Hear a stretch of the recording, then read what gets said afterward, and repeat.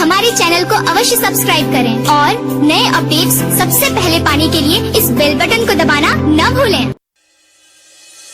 Presented by Neelkamal music Tarwara Siwan. Sunday के छुट्टी लेके आ गई थी घरे डीजे मनीष रक्सौल। तनको ना सैया जी रौरा बुझाता लागो ता डर मोरा जी घबराता लागो ता डर मोरा जी घबराता तनको ना सैया जी रौरा बुझाता लागो ता डर मोरा जी घबराता रौरा के देखेला जियारा हरे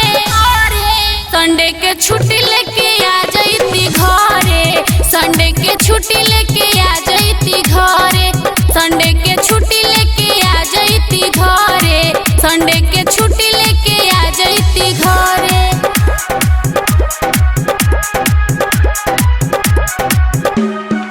संडे के छुट्टी लेके आ जईती घरे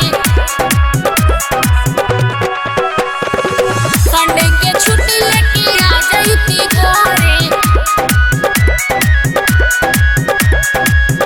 तनी बात मानी धनिया के सैया बुझी परेशानिया के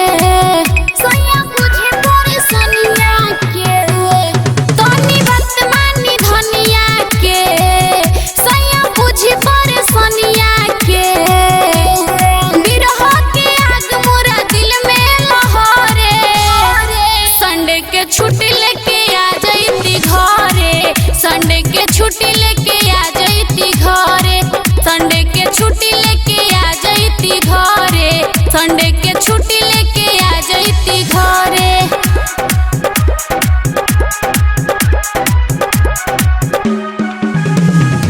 संडे के छुट्टी लेके आ जईती घरे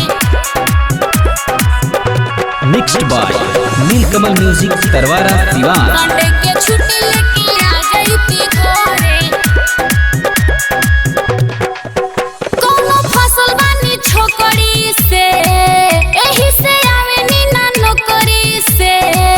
एही से आवे नी ना नौकरी से कोनो फसल बानी छोकरी से एही से आवे नी ना नौकरी से पूछेली रगनी का कोरे नी बहरे संडे के छुट्टी लेके आ जईती घरे संडे के छुट्टी लेके आ जईती घरे संडे के छुट्टी लेके आ जईती घरे संडे के छुट्टी लेके आ जईती घरे तनको ना सैया जी रौरा बुझाता लागो ता डर मोरा जी घबराता लागो ता डर मोरा जी घबराता तनको ना सैया जी रौरा बुझाता लागो ता डर मोरा जी घबराता रौरा के देखेला जियारा हरे संडे के छुट्टी लेके आ जईती घरे संडे के छुट्टी लेके आ जईती घरे संडे के छुट्टी लेके आ जईती घरे संडे के छुट्टी लेके आ जईती घरे mixed by Neelkamal music Tarwara Siwan.